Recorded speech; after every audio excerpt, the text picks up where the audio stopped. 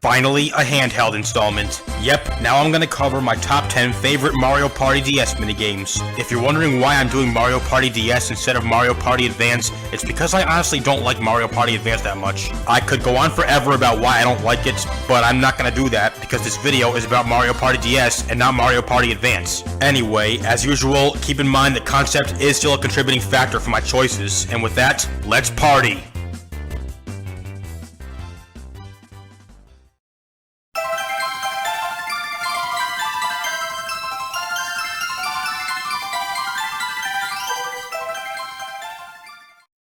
Kicking off this list is Bowser's Block Party, aka the final boss battle. The player is facing Bowser one-on-one and must punch his gold block weak spot repeatedly until he changes form. There are 3 forms. First a tornado, then a block, and finally a train, and each form is harder than the last. Once each weak spot has been hit 5 times, the form change will trigger. Of course, Bowser doesn't make it easy to do so. He'll shoot fireballs at the player, and if the player gets hit by them too many times, he or she will lose, so dodging them is advised. Duh. I like Bowser's Block Party because like most other final boss fights, it has everything. An epic concept, fun and thrilling gameplay, and difficulty. And that's why it's my 10th favorite minigame.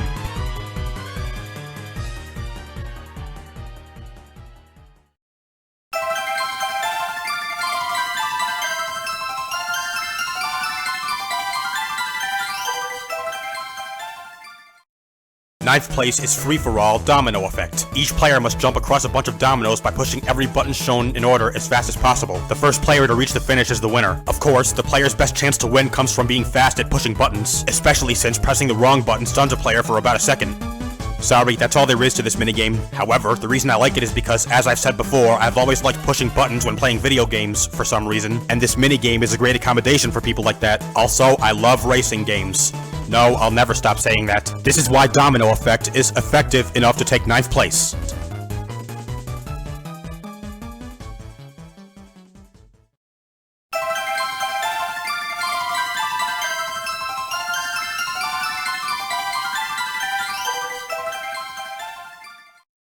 Eighth place is free-for-all Whomp-a-thon. Each player is in a small area surrounded by 4 Whomps. Every turn, 1 Whomp will fall, and any player who gets crushed by him will be eliminated. The last player standing is victorious. If you're wondering, yes, the Whomps do give a warning before they fall by slightly shaking their bodies. However, as the minigame progresses, multiple Whomps will shake at once, making the player have to take even better evasive action since there's no way of knowing which one will fall. This minigame is extremely thrilling since it always has you on your toes, paying very close attention to all the Whomps. The concept is real cool also. Whomp-a-thon, 8th place is all yours.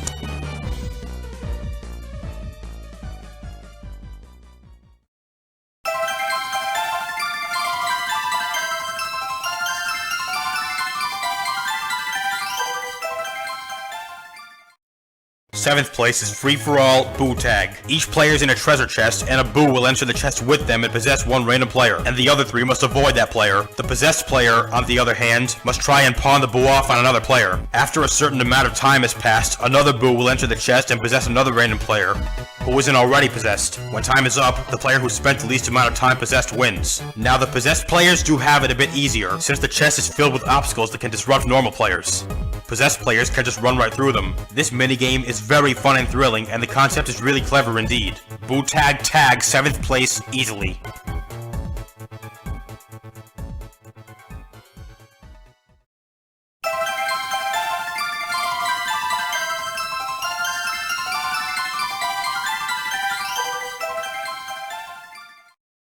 Sixth place is free-for-all Hedge Honcho. Each player is inside a hedge and must find their way out. To do this, they must push leaves out of their way and proceed through. The first player to make it out of the hedge wins. However, it's not as simple as just pushing leaves. On some leaves hide ladybugs, which players must repeatedly rub to make fly away. Also hiding on some leaves are bees, which players shouldn't touch at all, for if they do, they'll get stung and become momentarily stunned. This minigame is a bit simple, and the concept isn't much, but it's still fun and thrilling because players must be fast at moving the leaves, while also being cautious for bees. Hedge Honcho is my 6th favorite minigame for these reasons. Coming up with clever puns isn't always easy, you know.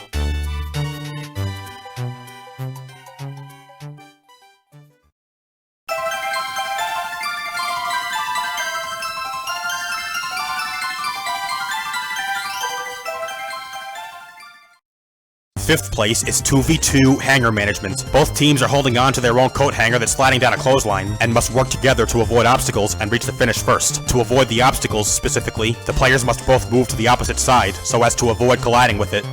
Sorry, that's all there is, but I like it because of the clever concept. And for the 100th time, I love racing games. I also like games that require teamwork to win, since there's nothing more satisfying than a collaborative victory. I know it's possible for incompetent teammates to mess you up, but no matter what, hanger management manages 5th place.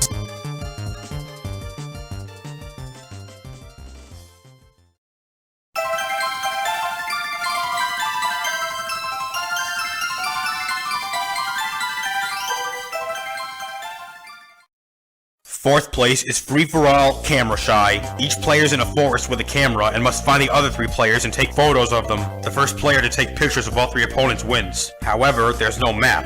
Well, there is a map, but it doesn't show the players' locations on it. Anyway, because of this, it's not so easy. Players just have to hope that they'll come across all 3 opponents before their opponents do. Also, if a player gets their photo taken by an opponent, they'll be momentarily stunned, giving the other 3 an edge. I like this minigame because it's fun and thrilling, and the concept is clever also. Camera Shy doesn't shy away from 4th place at all.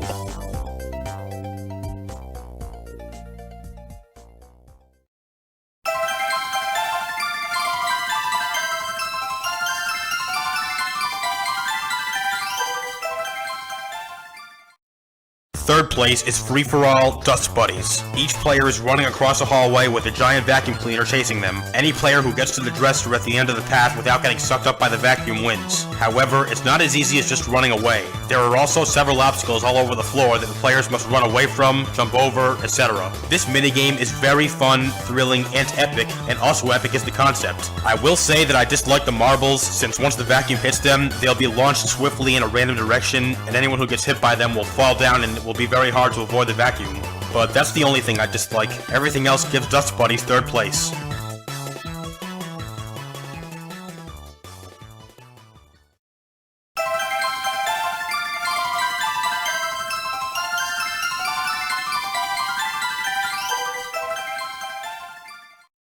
Running up is 2v2 Shorty Scorers. The teams are playing handball and must score points by throwing the ball in the other team's goal. The team with the most points when time's up wins. Players have the option to pass the ball to their teammates as well as steal the ball from their opponents. They can also jump. And finally, each goal is guarded by a cardboard side-to-side moving Goomba, making it slightly harder to score goals. This minigame doesn't really have a special concept since it's basically just regular handball, but regardless, it's still really fun and somewhat thrilling, and I like handball as a sport. I know this isn't a lot altogether, but yet again, some Mario Party minigames are just too awesome for words, especially Shorty Scorers, which is why it's easily my 2nd favorite Mario Party DS minigame.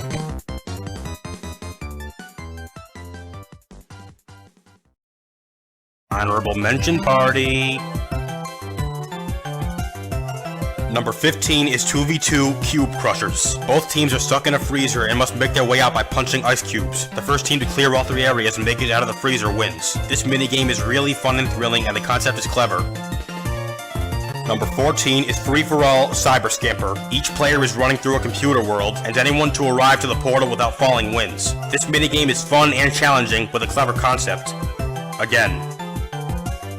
Number 13 is free-for-all Soccer Survival. Players are on a soccer field and must avoid the huge soccer balls that are kicked towards them by a Goomba. Any player still standing when the timer expires wins. This minigame is very fun, thrilling, challenging, and epic, without that good a concept. Number 12 is Boss Battle Book Bash. The player's riding a flying book through a library and must avoid magic books, reaching Kamek at the end of the path. The player must then defeat Kamek in a boss fight by shooting blobs of ink at him. This minigame is again fun, thrilling, challenging, and epic, and the concept is epic also. And lastly, number 11 is free-for-all Short Fuse. Players take turns blowing the fuse of a bomb, and any player who sets the bomb off is eliminated. The last player standing wins. I like this minigame because it's epic and thrilling with a clever concept, and it also requires strategy, since the players can manipulate their opponents, depending on how much they blow the fuse.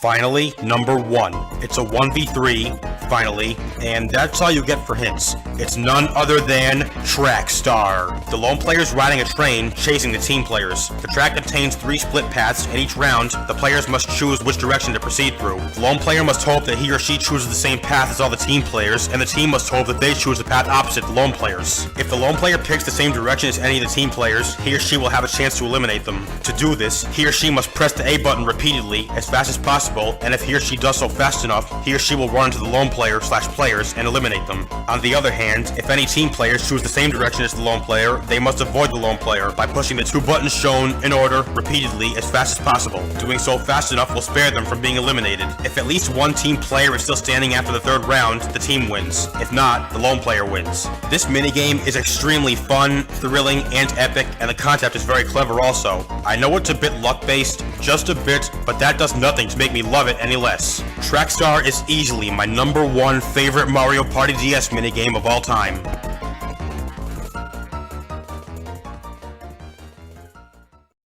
So there you have it, my top 10 favorite Mario Party DS minigames of all time. For more videos like this, please like, comment, share, and subscribe. Also, please check out my social media. All links are in the description. Thanks a lot for watching, guys. See you next time. Mikoro Glyscore 472, out.